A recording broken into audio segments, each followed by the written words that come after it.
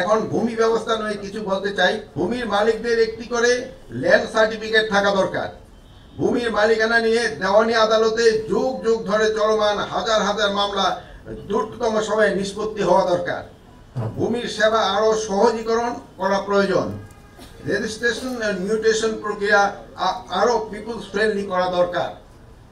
সুশাসন নিশ্চিতে ভূমি ব্যবস্থার সাথে সংশ্লিষ্ট মাঠ প্রশাসনে বন কর্মচারী, আইন শৃঙ্খলা বাহিনী, সিভিল মামলার দায়িত্বে নিয়োজিত বিচারকবৃন্দকে দেশের ভূমি ব্যবস্থা ও ভূমি প্রশাসন সম্পর্কে স্বচ্ছ ধারণা থাকা প্রয়োজন, যা আপনারা এই ট্রেনিংয়ের মাধ্যমে পাচ্ছেন।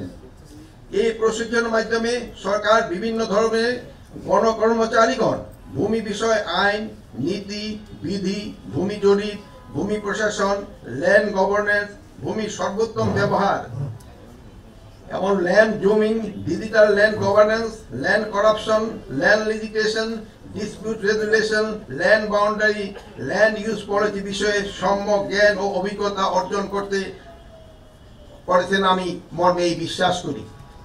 আমি বিশ্বাস করি প্রশিক্ষণ জ্ঞান আহরণের মাধ্যমে আপনারা নিজেদের সমৃদ্ধ করেছেন। আপনাদের এই জ্ঞান দ্বারা নিজ নিজ কর্মক্ষেত্রে ভবিষ্যতে ভূমি বিষয়ে সেবা নিশ্চিত হবে, সুশাসন প্রতিষ্ঠা হবে, মামলার লিটিগেশন জটিলতা হ্রাস পাবে, জনহয়রানি হ্রাস পাবে, সেবা গ্রহীতাদের মধ্যে আশা জাগ্রত হবে। আমি আশা করব আপনারা প্রত্যেকেই নিজ নিজ কর্মক্ষেত্রে ভূমি সেবা সহজীকরণের একটি করে ল্যান্ড সার্ভিস টেকনিক প্রতিষ্ঠা করবেন।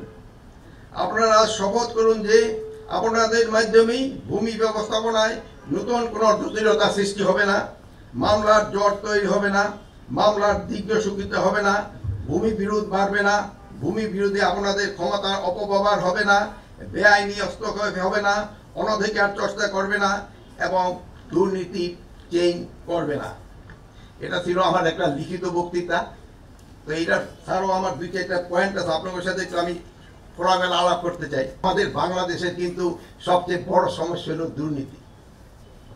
যত কিছুই করেন না কেন, যদি আপনারা দুর্নীতি না কমাতে পারেন, দেশকে কিন্তু সামনে আগে নিতে পারবেন না।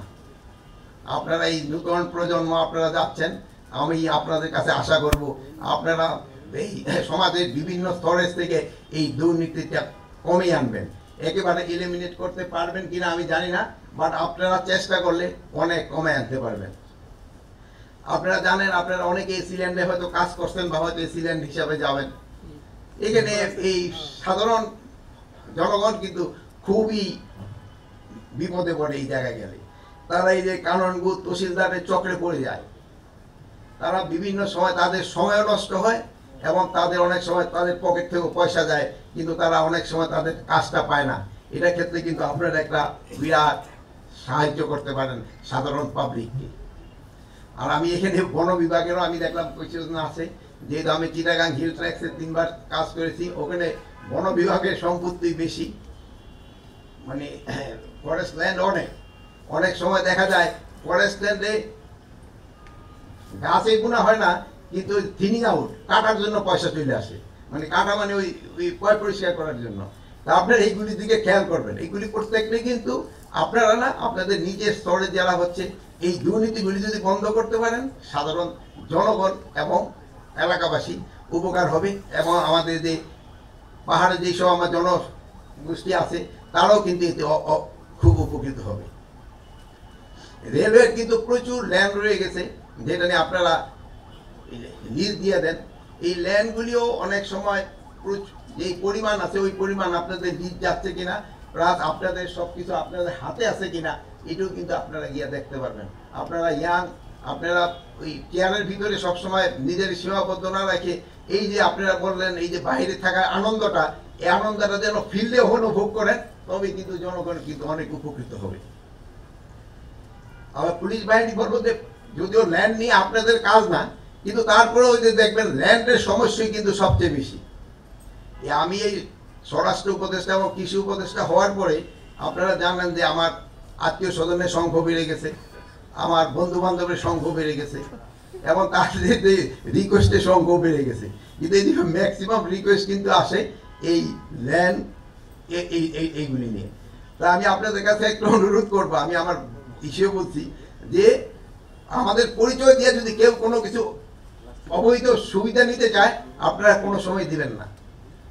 তাকে একবার ভালোভাবে বুঝাই দেন, দ্বিতীয়বার হইলে পুলিশের কাছে হ্যান্ড ওভার করে দেন।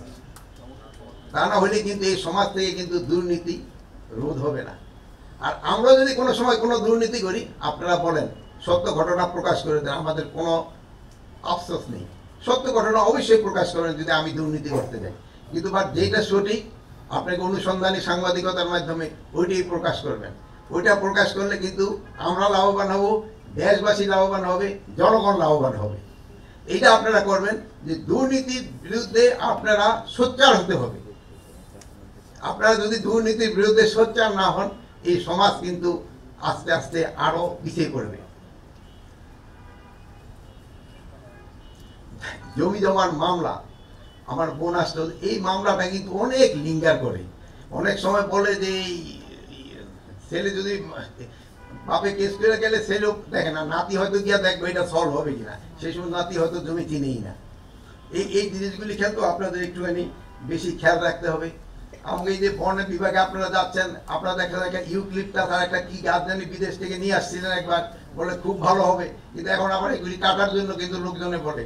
এই জন্য বন বিভাগে আপনারা দেখবেন বিদেশে যান, যেটা আমাদের ইসের জন্য, দেশের জন্য উপযোগী ওই সব গাছই আনেন। যেটা আমাদের দেশের পরিবেশ নষ্ট করে ওই সব গাছ কিন্তু এনে আবার পরিবেশ নষ্ট করেন না। এই জন্য আমি আপনাদের অনুরোধ করব। আর আমি এখানে এসে দেখলাম যে আমার এই মন্ত্রণালয়, আমাদের জানেন যে এই অগাস্ট মাসে আমাদের অনেক ছাত্র এবং সাধারণ জনগণ আহত হয়েছে। তাদের একটা সুচিকিৎসার ব্যবস্থা করা হচ্ছে এবং তাদের একটা কর্মসংস্থানের দরকার। আপনাকে মন্ত্রণালয়ে আমি দেখলাম যে আপনারা খুব সুন্দর একটা কল সেন্টার করছেন। এগুলো যদি তাদের কিছুদের কর্মসংস্থান করতে পারেন, কিন্তু এদের কিন্তু অনেক একটা উপকার হবে। আমি বিভিন্ন মন্ত্রণালয়কেও বলবো যে আহতদের একটা কর্মসংস্থানের, পার্মানেন্ট কর্মসংস্থানের ব্যবস্থা করার জন্য।